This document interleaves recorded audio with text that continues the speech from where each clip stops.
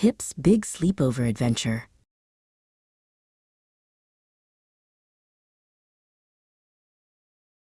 Pip stood on the front porch of the yellow house with the crooked chimney.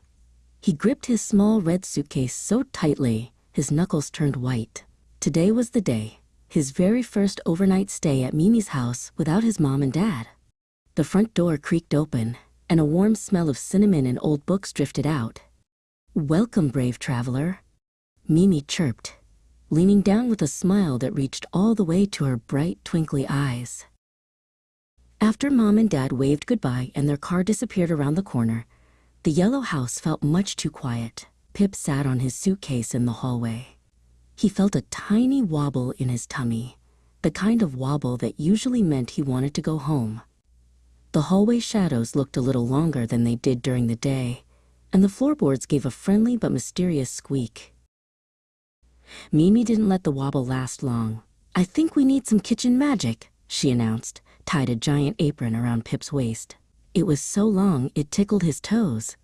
Together, they climbed onto high stools and began to stir a bowl of secret ingredients. Mimi told him that the best way to find courage was to mix it with sugar and a little bit of butter. Soon, the kitchen was filled with the scent of moon dust cookies. These weren't ordinary cookies. Mimi explained they were specially baked to help children see in the dark. Pip took a big, crunchy bite.